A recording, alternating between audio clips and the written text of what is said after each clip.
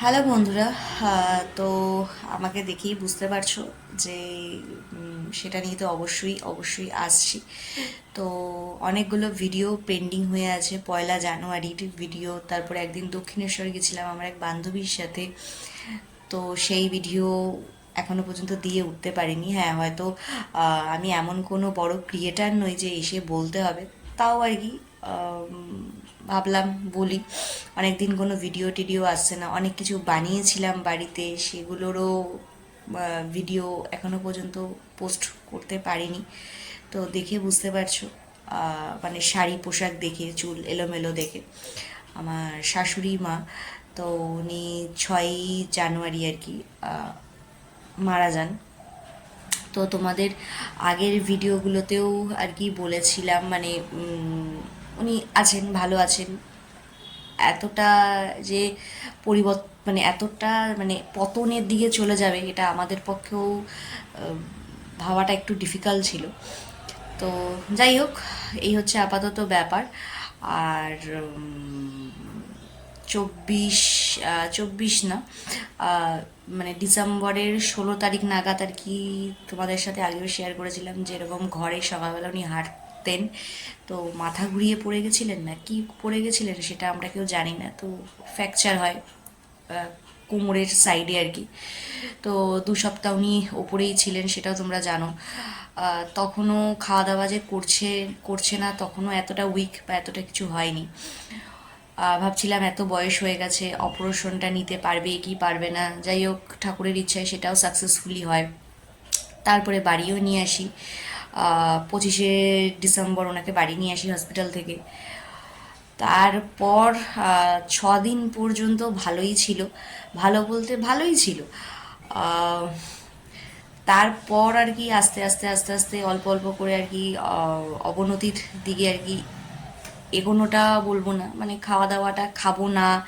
আর সবচেয়ে বেশি ব্যাপার হচ্ছে, মানে আমি এই গত 3 বছরে একটা জিনিস বুঝেছি, মানে উনি কোনোদিনও হাফ বাইকটার মতো কোনোদিনও খেতেও ওনাকে দেখিনি, এক। আর দুই হচ্ছে ওনার জেদ, জেদ যেটা, সেটার কোনো পরিবর্তন কারোর, আমরা তো অনেক দূরের লোক, বউরা, না ওনার মেয়ে বা ছেলে কেউ পরিবর্তন করতে পেরেছে আর কি। মানে যেটা বলবে না খাবো না বা না করবো না, বা এই জিনিসটা করবো না বা ওই জিনিসটা করবো না বা এই জিনিসটা খাবো না, সেটা কারোর পক্ষেই সম্ভব নয় তাকে আর সেটা করানো। তো সেটা শেষ দিন পর্যন্তই উনি মানে বজায় রেখে গেছেন। এবং আগে যাদের মুখে শুনেছি, তাদের মুখ, তারা যারা এসছেন আর কি, তো তাদের মুখেও শুনেছি ওনার জেদ ইয়াংকালেও ছিল, বয়সকালেও ছিল, শেষ বেলাতেও দাঁড়িয়েও জেদটাই উনি দেখিয়ে গেছেন।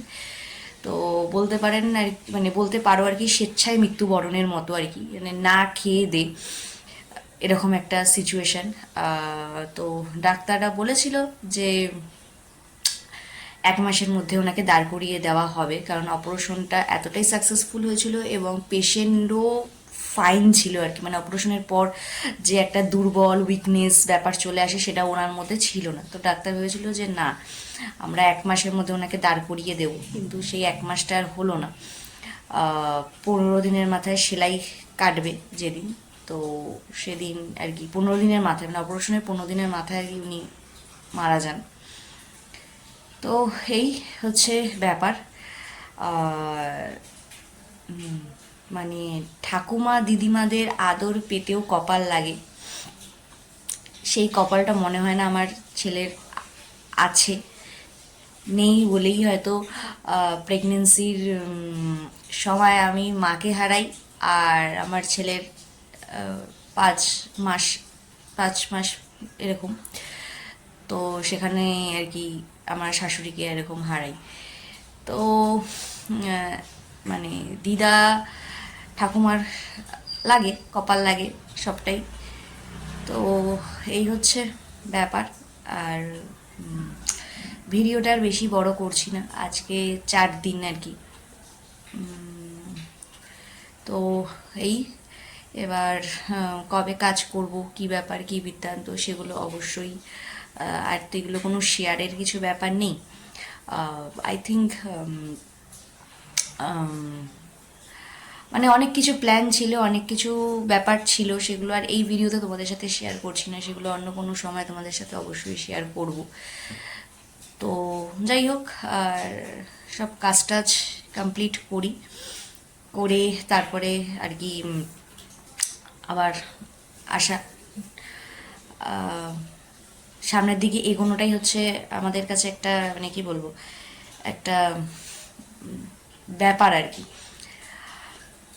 সেটা যাই হোক তাই হোক, বুকে পাথর রেখে হলেও আর কি সেটা করতে হয়। তো এই মানে 9 মাসের মাথায় মা আর শাশুড়িকে হারানোর একটা ব্যাপার। তো মানে কি বলবো, খাওয়া দাওয়াটা ঠিকঠাক থাকলে, নিজেকে একটু ঠিকঠাক মেনটেন করলে হয়তো এতটা, হ্যাঁ মানুষ জন্মেছে, মানুষকে যেতে হবে এটা তো অবশ্যই, কিন্তু মানে ওনার ক্ষেত্রে যদি নিজেকে একটুখানি গুছিয়ে নিতে পারতো তাহলে মেবি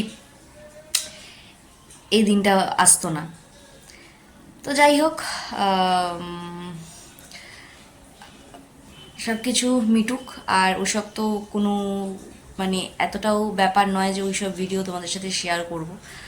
তো এখনও বেশ, সবে মাত্র যে 4 দিন, বেশ কিছুদিন এখনও বাকি।